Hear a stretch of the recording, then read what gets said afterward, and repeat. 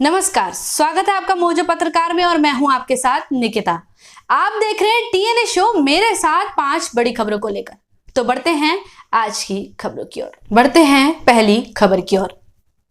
देश में corona virus के मामलों में लगातार बढ़ोतरी हो रही है। जी हां, और कुछ मामलों का आंकड़ा 2 लाख के करीब पहुंच गया है।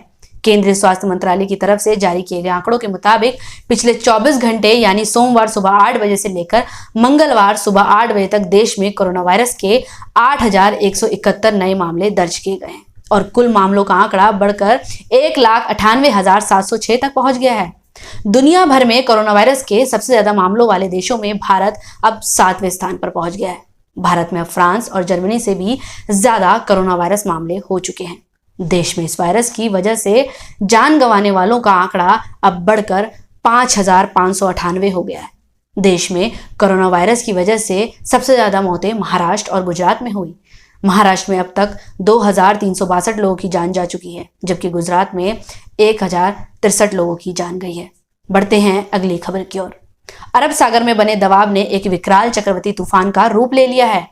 अब ये निसर्ग तूफान, जो इस वक्त गुजरात के सूरत से करीब 800 किलोमीटर की दूरी पर स्थित है, ये धीरे धीरे गुजरात के दक्षिणी किनारे की ओर बढ़ रहा है और ऐसा माना जा रहा है कि ये 3 जून को तड़के 5 बजे तक एक सीवियर साइक्लोन के रूप में परिवर्तित हो जाएगा और 3 जून को दोपहर 12:30 बजे से शाम 5:30 के बीच उत्तरी महाराष्ट्र के रायगढ़ से लेकर गुजरात के वलसाड़ और दमन के बीच से होकर गुजरेगा।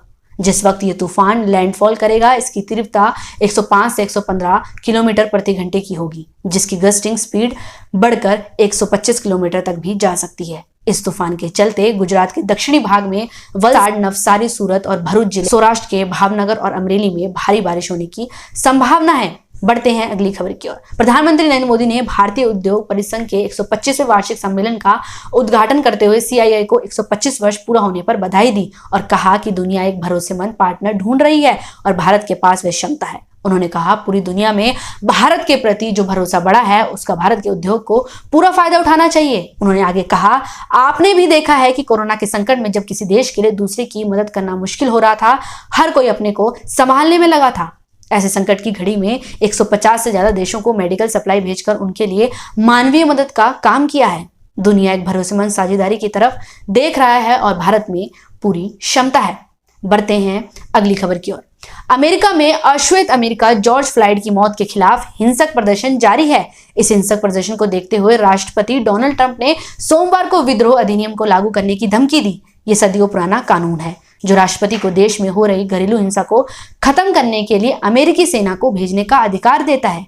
व्हाइट हाउस के रोज गार्डन से देश को संबोधित करते हुए राष्ट्रपति डोनाल्ड ट्रंप ने कहा, अगर कोई शहर या राज्य अपने निवासियों के जीवन और संपत्ति की रक्षा के लिए आवश्यक कार्रवाई करने से इनकार करता है तो मैं संयुक्त राज्य अमेरिका की सेना को तैनात करूंगा और उनकी समस्या का जल्द समाधान करूंगा। हैं अगली खबर की ओर। अनलॉक 1 में दिल्ली सरकार की ओर से सीमाओं को सील करने के निर्देश देने के बाद से मंगलवार को कहीं तो बॉर्डर सील देखने को मिल रहे हैं और कहीं पर भीड़ देखने को मिल रही है। जी हाँ, जिसकी वजह से काम धंधा शुरू करने वाले लोगों को आने जाने में खासी दिक्कत का सामना करना पड़ रहा है।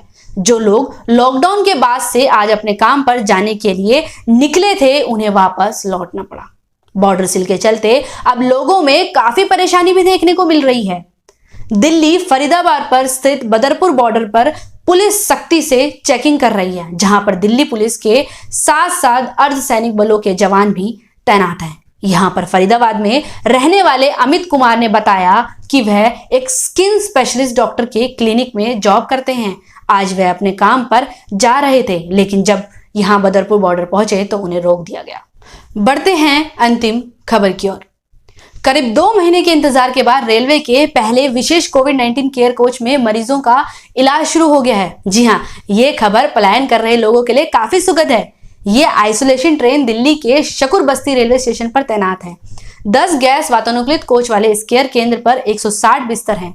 रेलवे अधिकारियों ने बताया कि इन 10 कोच के अलावा इस ट्रेन में स्वास्थ्य कर्मियों के लिए एक एसी कोच भी होगा, जिसमें डॉक्टर भी रुक सकेंगे। दिल्ली सरकार की मांग पर इस ट्रेन को रविवार को स्टेशन पर तैनात किया गया है। राजधानी दिल्ली देश के सर्वाधिक प्रभावित राज्यों में शामिल है। यहाँ कोरोना संक्रमितों का आंकड़ा 20,000 के पार पहुंच गया है। रेलवे ने कुल 5,321 डिब्बों का विशेष कोविड-19 केयर सेंटर में बदला है। धन्यवाद।